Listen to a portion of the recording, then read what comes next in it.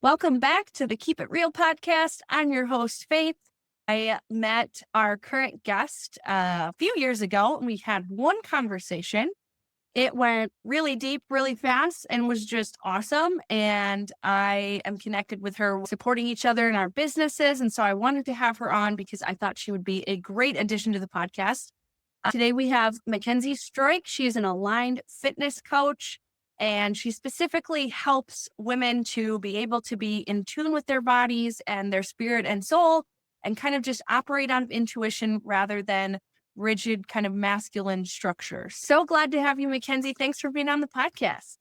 Thank you for inviting me. So can you tell our audience a little bit about what you do and what got you here? Tell us a little bit about your story. Yeah, so I guess first I started off in bodybuilding. What got me into fitness was bodybuilding. And at first, it kind of sucked. And then I got really good over the years, and it became my identity. I lost touch of who I was as a person. On the outside, I looked like I had it all together. I was strong, I was confident, I was fearless. But on the inside, I was still a woman. Like, deep crying moments and emotions and all that stuff. I started transitioning out of that when I met my husband, boyfriend at the time, and he introduced me to spirituality. I was never religious, but I knew that there was something else out there, something greater, a higher power. I was like, whoa, this is crazy. Since then, I've dove deep into learning more about the truth. I started to realize that my body isn't who I am. I'm much more than that. I knew that at first, but it was very surface level. So my fitness was the first to transition. I fell out of competing in bodybuilding and I lost muscle. I lost probably 30 pounds of muscle. I went from 155 pounds to 130 pounds, and I'm actually currently at 125. With that being said, my fitness has evolved to the point where I'm starting to feel like a woman again. And my clients have also evolved from wanting to build more, to be leaner, skinnier, more muscle. And so now I'm taking what I've learned over the years holistically, nutrition and all that, aligned fitness, and I'm trying to teach women out here who are struggling with their own identity, or if they feel a shift in themselves where they just don't really feel like they're aligned with something, like there's something missing in their life. So usually that starts with, okay, let's move the body a little bit. Let's see what your body can do. And then understand from there that you can progress so far to loving yourself the way you are, not just as a body, but as a whole person. So that's the gist of what I'm doing. That's awesome. Thanks for sharing that. Thank you. Every single person I've talked to on the podcast, if they have a business, the reason why they're so passionate about helping people is because they themselves were stuck in whatever. And they were like, I found the golden nuggets of things that can help. And then now they're helping people. So I love hearing that, how you're doing that. Walk me through what that journey was for you to go from bodybuilding versus where you are now, how that shift progressed. Yeah, so that shift, there was definitely a transition. It wasn't a black and white transition. It was a long, drawn out process because you have to identify what the problem is first before you can even start the transition. I didn't really know I had a problem at first. I could feel that there was something a little off, and I'm like, yeah, it is what it is. I think it was seeing myself in the mirror in my off season versus my bulking season. I did not like the way I looked. I looked very large. I looked inflamed. I didn't look feminine. And I was thinking, what if I get married and I look like this? I don't know if I would like my wedding photos. I don't think I would actually feel like a woman. Thoughts like that were starting to arise more. Do I really want to be so muscular and bulky? But I worked so hard at getting all this muscle. So there was this, and eventually I just kind of surrendered to it. Don't think about it so much. Just go with the flow and see what happens. Throughout the transition, the muscle was fading. I was learning movements that helped my body feel better instead of getting bigger and stronger. So I'm like, ooh, I feel really good. But the biggest thing was all the health issues that were coming because I think my body was starting to settle to release all of the inflammation and all of the toxic energy that was in my body. So now it's like, all right, we are going to have some painful periods. We're going to give you some insane mood swings, whatever, you name it. I had all of the problems and I went to the doctor several times, had bills like $10,000 bills, like no answers. It was crazy. I was mortified. I was so broken. And at that point, I'm like, you know what? I'm going to start figuring this stuff out on my own. So slowly but surely, the cramps, let me tell you, they were terrible. I'm sure a lot of women can agree with this. The worst pain I have ever felt in my full life. I thought I was literally getting ripped out of me. It was terrible. I still, to this day, have a little bit of issues, but not nearly as bad as they are. So it really does take some time to understand your body and your mind and your spirit are all entangled. You have to have all three and be truly connected. You have to have all three to really, truly know yourself. So anybody who's struggling with that, just know that you are loved by a power greater than yourself. Your body can handle a lot, but it does have limitations, especially if you're a woman. You have to take care of yourself. And yeah, your mind, if you constantly think negative thoughts, if you say negative things about yourself, which is what I did a lot, that manifests. That transition was very powerful. It was long, but my husband can be the first one to tell you, because he witnessed all of it, that I've made some transformation from day one to now. So I am so grateful for my bodybuilding, for all of the things that I've said to myself, for all of the negative situations I've put myself in to now, because it made me realize who I am and what I'm capable of. That's so good. Thanks for sharing that. As much as not everybody listening will have done bodybuilding, I'm sure that pretty much every woman can relate to that crisis of, okay, I'm noticing something's off, whether it's physically, emotionally, mentally. I got to kind of brush it under the rug because I've got too much that I've invested in this. I think of a relationship too. I forget what it's called, the phenomenon where you are afraid of the remorse you would feel or the loss you would experience because you invested so much into a relationship or so much into a job or so much into a venture and it seems to not work out. And then you're like, I'm going to stay even though it's bad because of that. So I forget what that's called, but that reminds me of that. It is so easy to invest so much in something and it not work out. And that's okay. But like you said, it's part of the journey. So that's huge. I love what you said about the holistic view that the soul, the spirit, and the body are all connected. I totally agree. And this is a huge part of my coaching model as well, not as much with fitness, but with regards to people being in tune with their body, not suppressing their emotions, processing them healthfully, and people understanding what their thoughts are. And like you said, we partner with thoughts that change how we experience life. People don't even question their thoughts. Is this even true? Is it helpful? Does it serve me? Does it honor God and my values? We don't ask these questions. We're floating through life in survival mode. I love that you said that. Can you walk me through with your clients, what do you feel like some of the biggest issues they come to you with? And what are some of the roots to that and maybe how you help? Yeah. So right now I'm still in the fitness aspect of things because I'm still in that transition stage. But the one thing that I have noticed with everybody, not just my female clients, but my male clients as well, is that, well, they all have some sort of injury. So it's usually a shoulder injury or a knee injury or both. It's crazy how every single person has one of those. I also do some assisted stretching for people. So when I go into these stretches, I'll go into the stretching first. Every single pain that you feel, if you're feeling something that's chronic in your body, that is energy and motion that's stuck.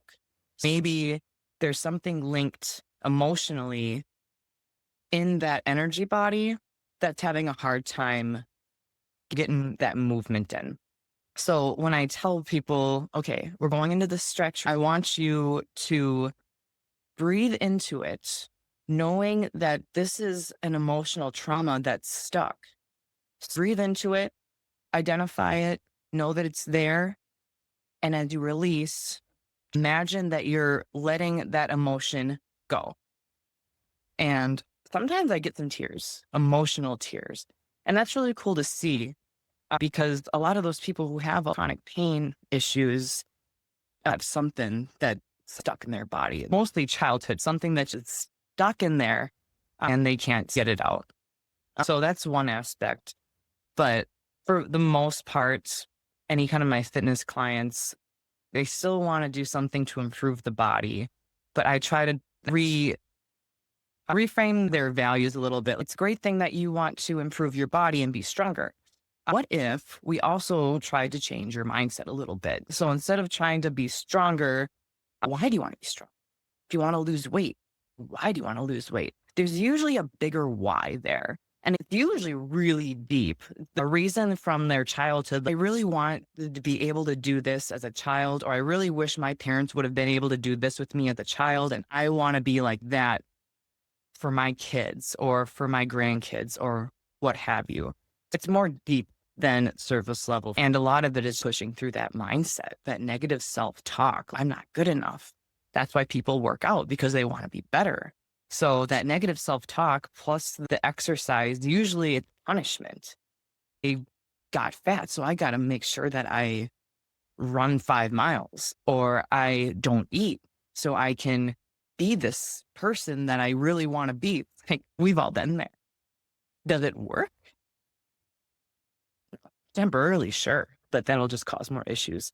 So I try to reframe that. And slowly I've noticed that I've been gaining different type of clientele. I don't know if it's God gravitating these people towards me now who already, I don't want to be strong anymore. I want to be strong, but I don't care what my body looks like. I don't care what the scale says. I just want to feel good. So within the last year, I've noticed that those are the type of clients that I've been attracting, which is really cool to see because it takes a lot of pressure off of me. I can be myself and it makes my job more fun. And then they're having fun and it's a fun bonding experience. And it feels better being that kind of coach versus the personal trainer that's like, yeah, let's go. So I don't know if that answers your question. I know I go on, but that's what I got there. No, that's so good. Yeah, just going back because you had said stuff in there with regards to trauma being stored in the body. I did not know that. It wasn't that I didn't believe it. I just had never heard of that until probably like 10 years ago. Ever since, it's like, oh, medical science is catching up to holistic and Eastern medicine. And I would argue even scripture talks about how the body is physically affected by trauma and grief and other things. So it all lines up. It's really cool when people can get that release. I totally agree with you. So many people engage with fitness as a punishment or as a, I don't want to be like that, or I was missing this or whatever. And then there's the identity belief system underneath all of that, which is huge. That's something I'm noticing in my current season. I work out 4 days a week and I have 3 jobs and I'm home with my son. So it's a lot to fit in. But for me, that's exactly what I'm seeing is the shift. I don't feel like I've ever really struggled too much with the weight thing or I have to look a certain way, but it was more forcing discipline and almost like beating my body into submission. Whereas now I'm working with my body and being in tune with my capacity and my intuition. So even just little things like I am lifting weights now barefoot because it helps me to connect with my body. I'm more stable. Obviously, it helps your muscle development and wholeness using breath. Like you talked about breath work with breathing through the different areas. That's huge. I love that. Thank you very much. It feels really cool. I bet. Yes. You were talking about the 2 different kinds of, there's more nuance to it than this, but obviously the types of clients that you were getting before, maybe more struggling with some insecurities and using performance or punishment to compensate for that versus now maybe people who are a little bit more holistically minded for their whole self. If somebody is in the first camp that's listening, what would you tell them? How could they get from point A to point B? Somebody who's stuck in their identity, insecurity, and trying to push the discipline a little. anybody who's stuck in that insecurity mindset or that punishment mindset, I just want you to know that you are more than a body. The mind, body, and spirit, it's all connected. If you take your body and you pick apart all the things that's wrong with it, what's left? What are the good qualities about yourself? I want you guys to think about that. And I don't want you to think just physically, because we never chose this. I never said, you know what, I want to have small boobs. I want to look like a cardboard box. And I want to be short. I never said those things. Naturally, I see somebody with big boobs, a tiny waist, and tall, and I'm going to think, why can't that be me? Because it's not you. What I love about myself, I picked apart my body. I feel the most alive when I can be my authentic self. I've always been this goofy, weird, kind of awkward girl, and I didn't have a lot of friends. I don't know why. I liked who I was, but over the years, people saw that as weakness or being weird. It didn't fit into society. Looking back, I want to give my little self a hug because that was who I was. It was the spark in me that made me shine as a little girl. Then you go through puberty and that fades over time. It's the remembering of who you are. Forget all of this. It's here. Where's your light? What is the thing that makes you who you are? And with that a bit and figure that out. Like when you were a child, what made you feel alive? What did you like to do? It's that inner child that we neglected through puberty and adulthood.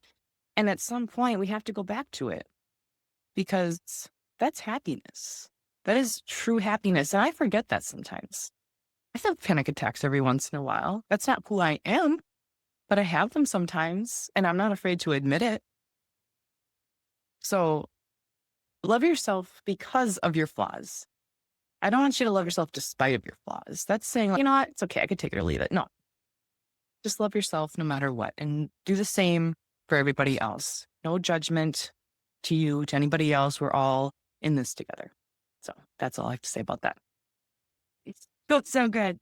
Yeah. And comparison or kind of, I would argue, a spirit of lack or a poverty mindset, whatever you want to call it. What people don't realize, especially, I think as women, we do this with people. I think men do this with activities, depending on the situation. There's nuance, but women will outsource understanding our value and our identity to other people. Oh, if I look like her, or if he affirms me, or if she chooses me, then I'm good. And for men, they're like, if I accomplish this thing and if I perform well enough that I'm respected, that's their thing. Again, there's nuance there. But I've noticed that as women, we're outsourcing so much. And then when you ask someone, like I'll ask women that I work with, what would it look like to sit with yourself? Like you're a separate person from your childhood self and go to coffee with them. What would it look like? Just create a sense of safety for these negative emotions and not try to suppress them, not try to judge or moralize them, but just be like, these are indicator lights on my dashboard right now that something needs to be addressed. It doesn't mean that I'm broken. This is how my body, soul, and spirit was created by God to function, to know that I need to process something. A lot of times women, they've never done that before. They don't even know what it means to be a friend to themselves.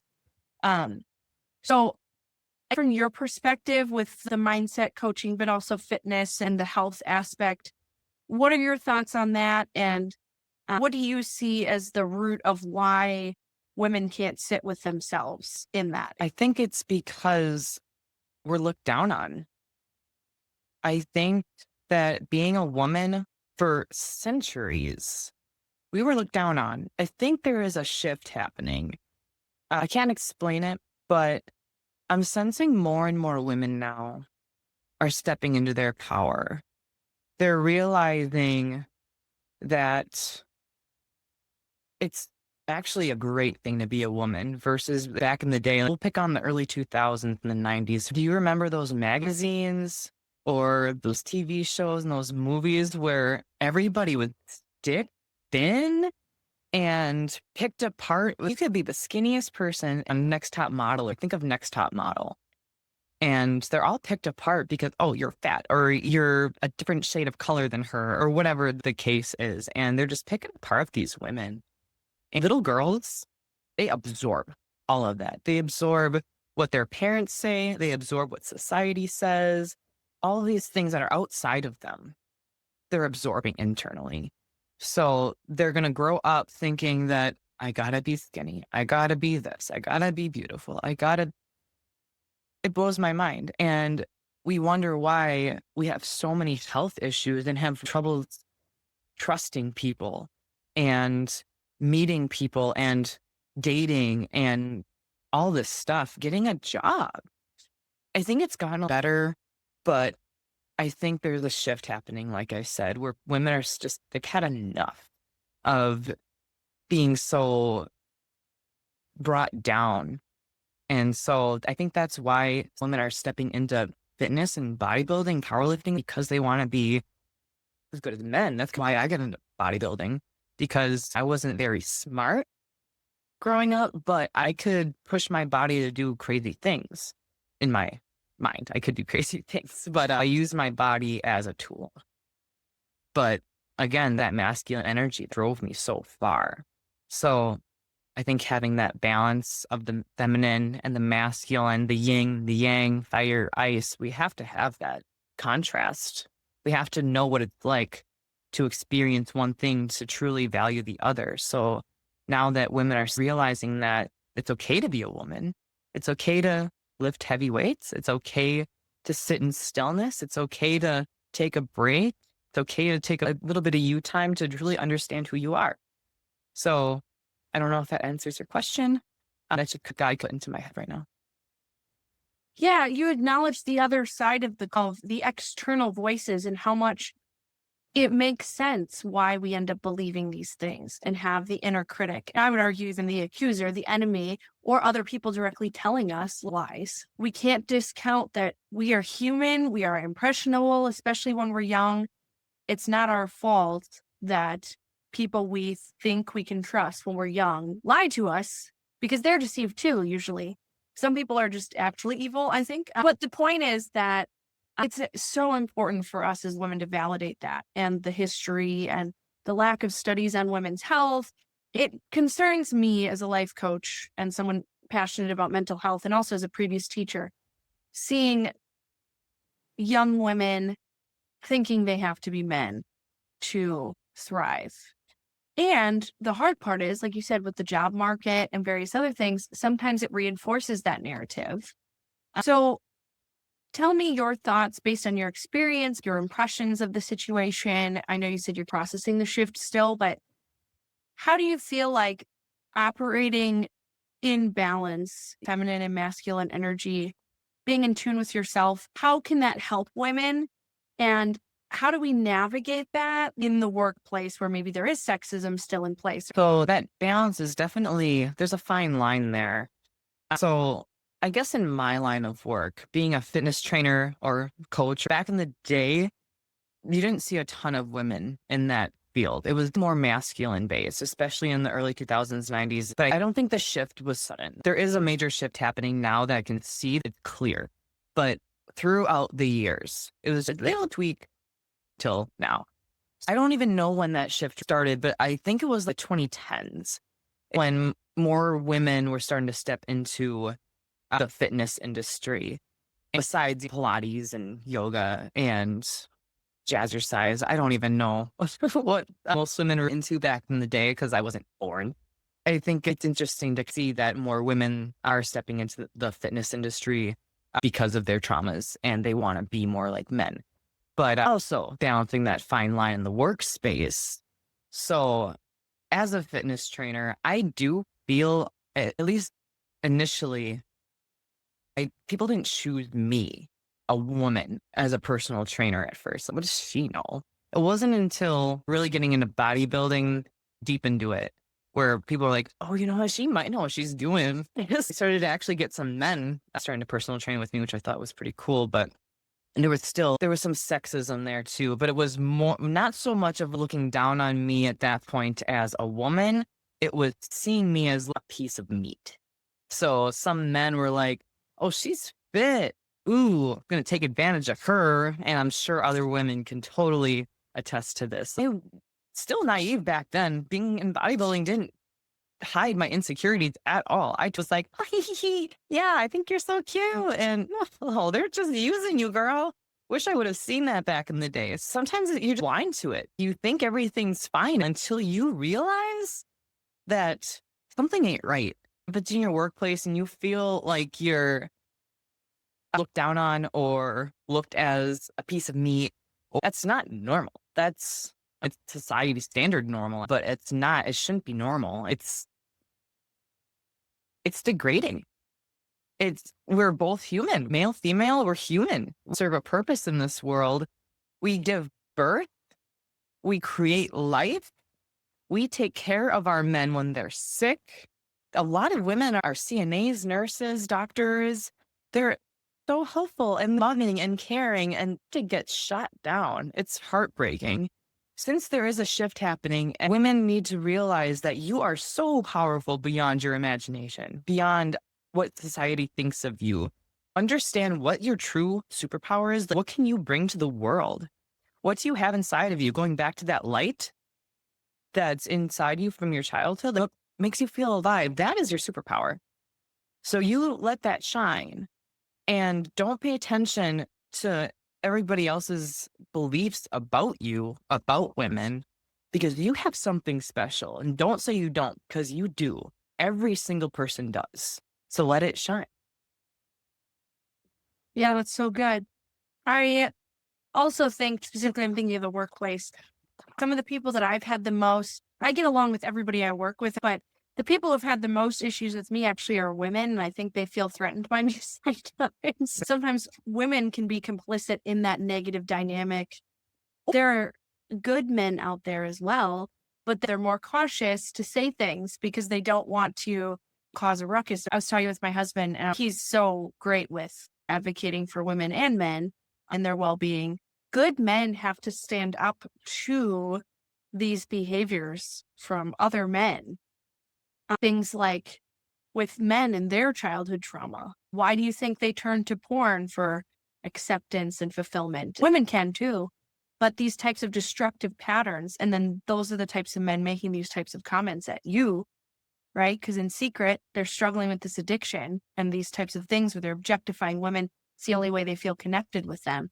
I was saying good men need to call that crap out, and they need to help other men, because women, they can get catty with each other, but men, they can tear each other down through criticism-based humor, teasing each other, but to the point of harm. The other question I had for you, you talk about having a light or a passion, which is, I totally think is true, and I agree.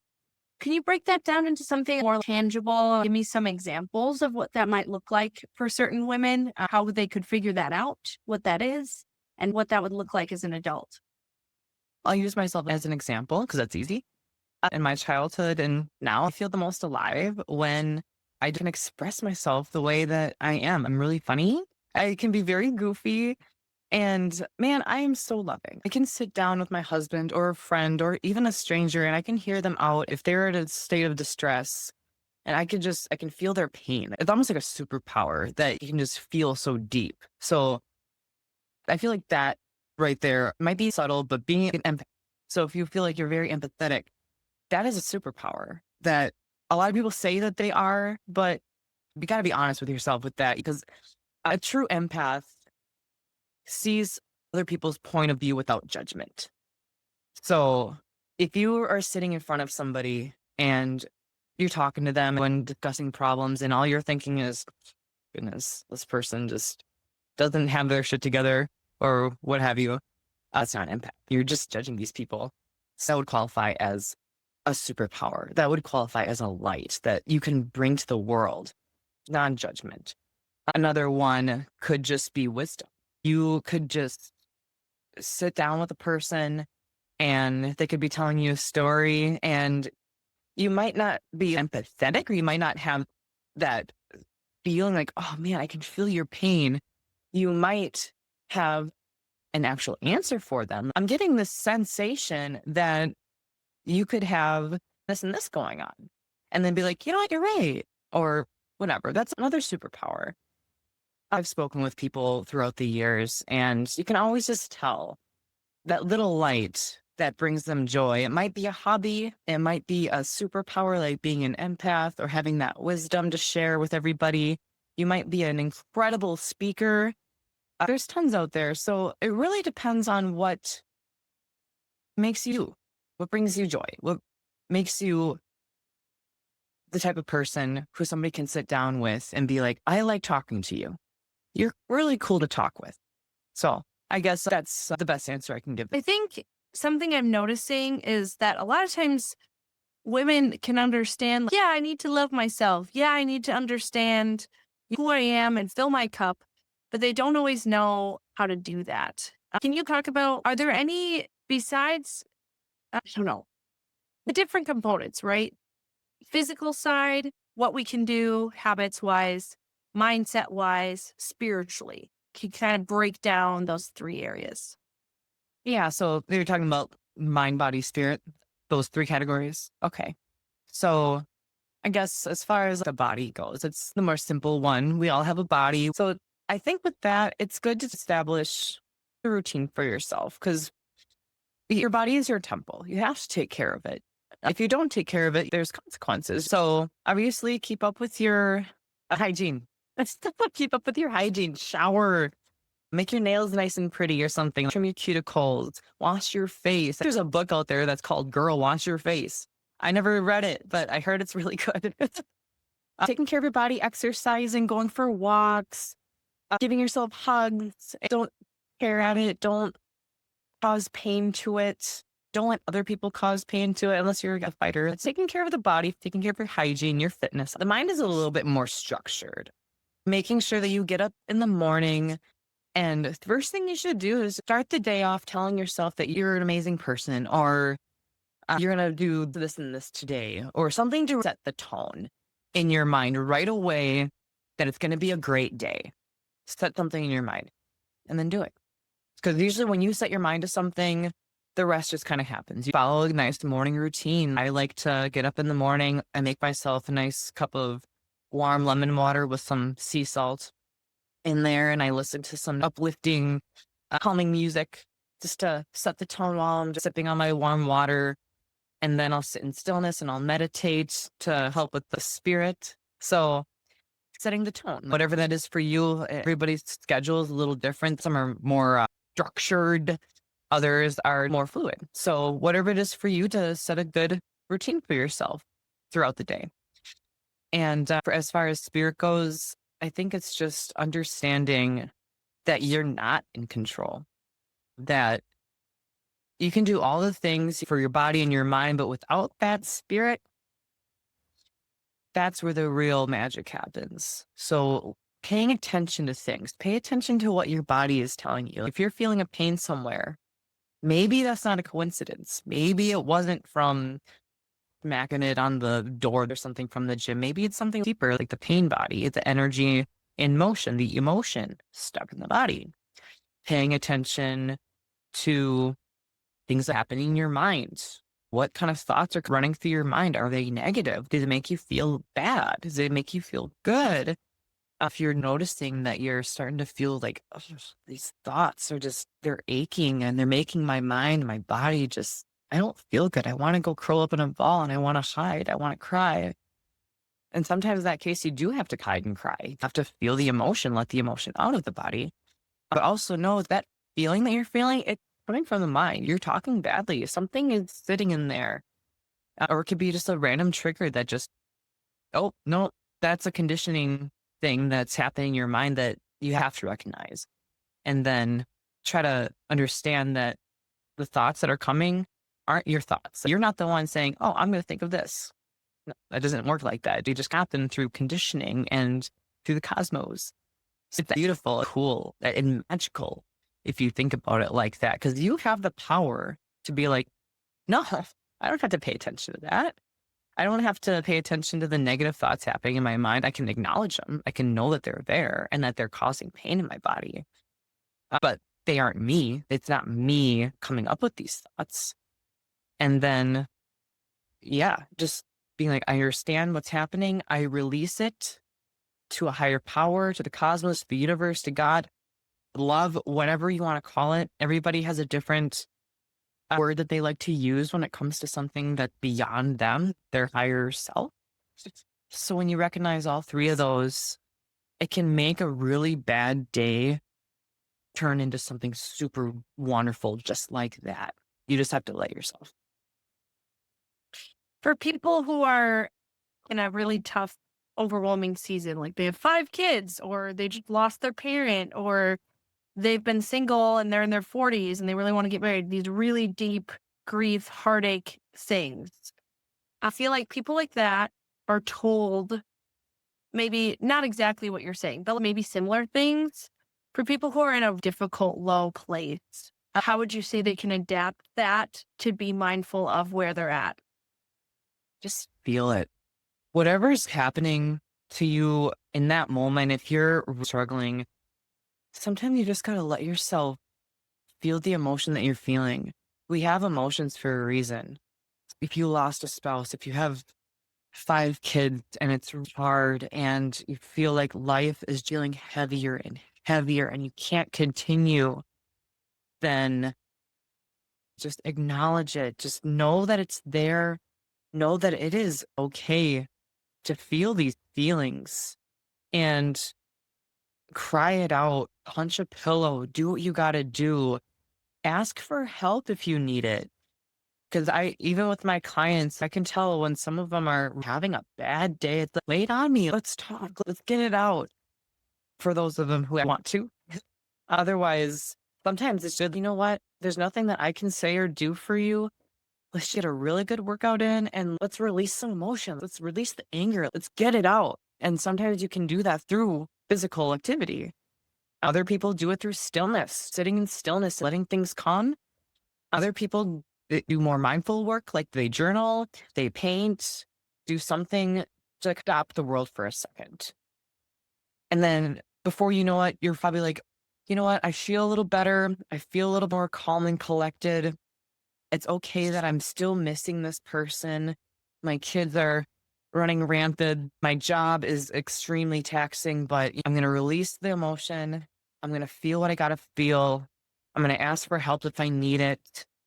And I'm just going to do the best I can with what God gave me and just surrender it to Him.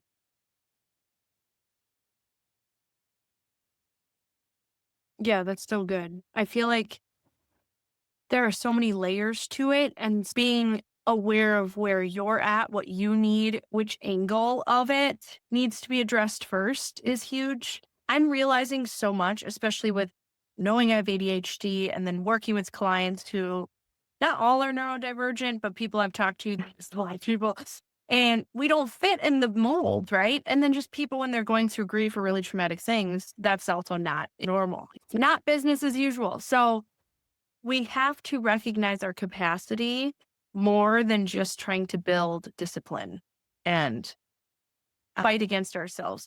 You mentioned a few times you're not just a body. In the church, there's different denominations that I've been a part of, but the most recent one, more charismatic, and they would have this theology of you are a spirit, you have a soul, you live in a body.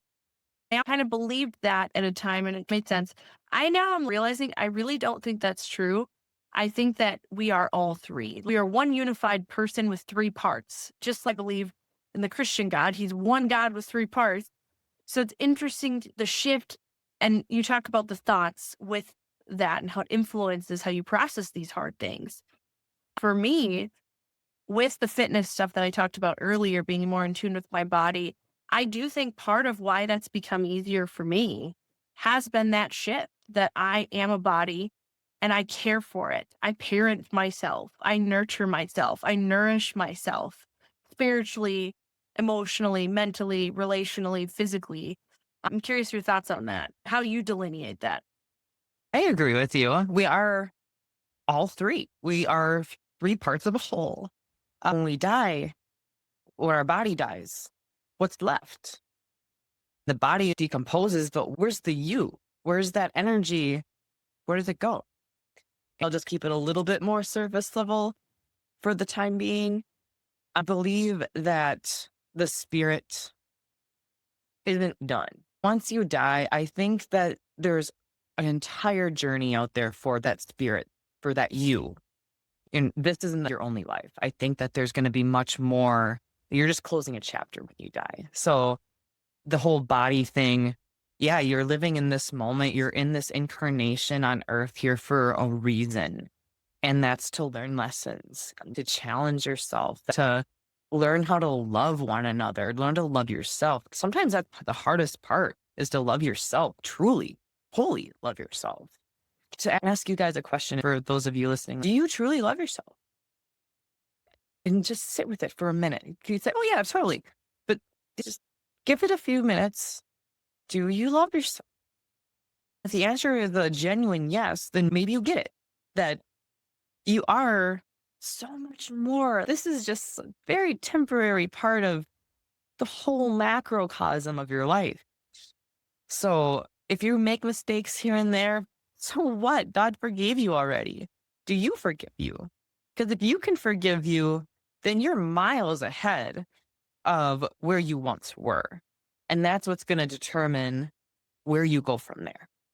So yeah, we are whole. I believe we are all not only God's children, but I think we are God. I think we're just little bits and pieces of God. And how can God not love himself? That's what love is. So that's just my belief, what I truly feel in my heart. And that's what keeps me going. Because I wasn't suicidal, but I've had suicidal thoughts. And the thing that keeps me going is that this isn't my only life. If I ever were to go through with ending it, then it's me giving up on this life. And I can't continue my evolutionary journey without facing the consequences. So whatever those are, we don't know. We can't know because we are here right now. What's out there is God. That's him. I did go a little deep there. It's all good. I think the key takeaway is we have to balance and feel that tension of the temporary and the eternal. And that there are choices we make now in how we treat ourselves, how we treat others that do matter. They have an impact. And at the same time, there is grace and there's help in our time of need. And we are allowed to be human. We are allowed to have feelings. We are allowed to learn from our mistakes.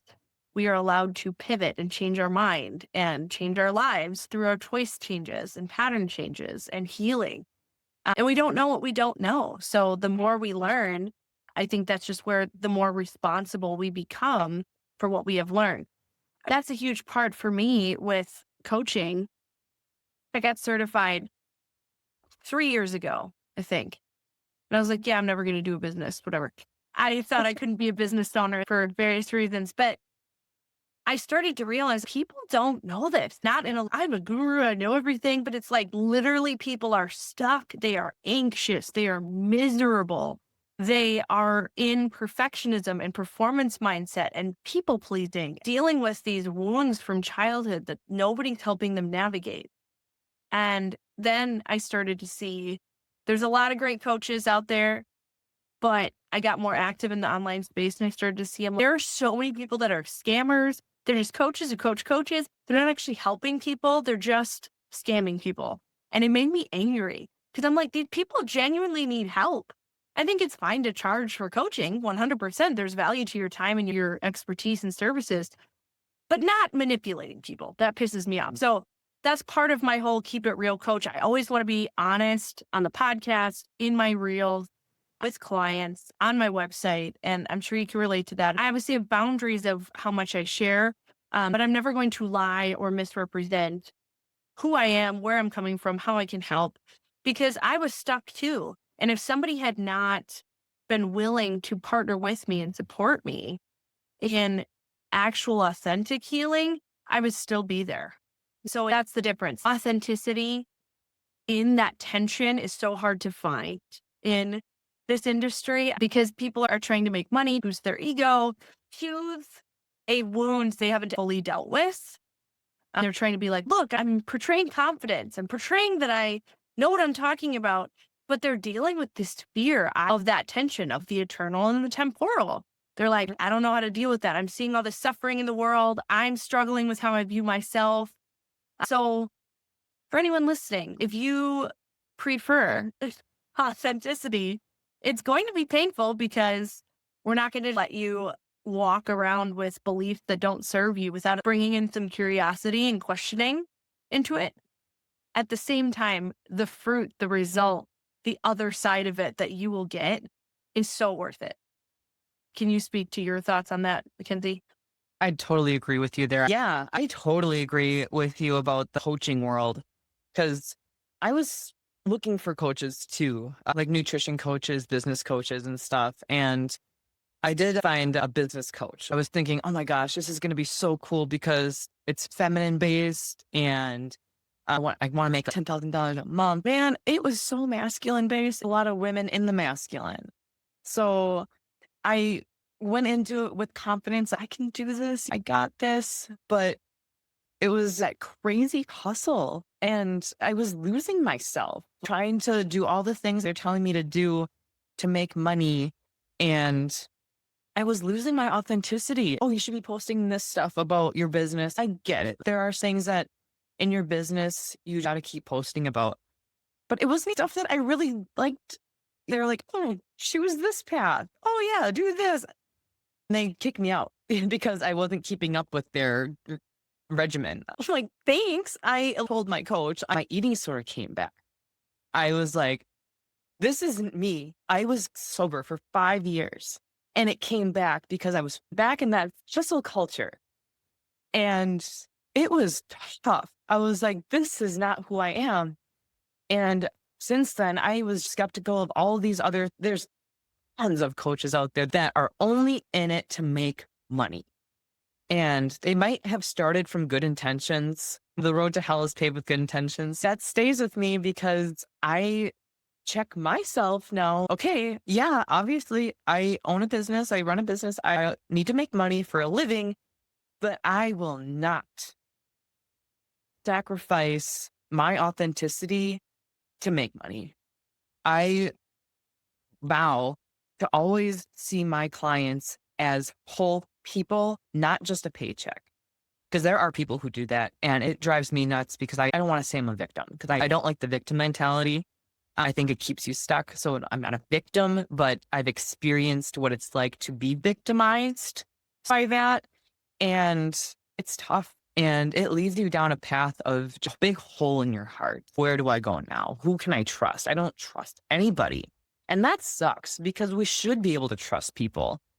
It's human nature, but it's also human nature to lie and to cheat and to steal. So it's just trying to recognize what's fake, what's real. And with AI out there, I can't even get myself started with that.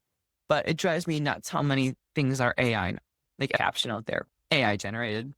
So with that, because of all the inauthenticity in the world, people are starting to realize what's true and what's not. And I think that alone is a superpower. If you can identify what the truth is versus what is being lied and fed to you, then you know who you can trust and who you can't trust. Totally. Yeah. No, I agree. It's hard to navigate. I have a similar conviction where my whole thing is I'm building my business. I'm still a relatively new business owner. I am not going to compromise on my values to make money. I'm not going to lie to a client to make money. I am not going to manipulate a client because that's just lazy and dumb. I'm not going to do that. There's so much with us helping women that we're doing certain things that don't directly make us money, but we see it as worth it in building the business, in connecting with women who want real change, who are tired of being stuck in these negative patterns, and that self-preservation, insecurity-driven, survival mode state.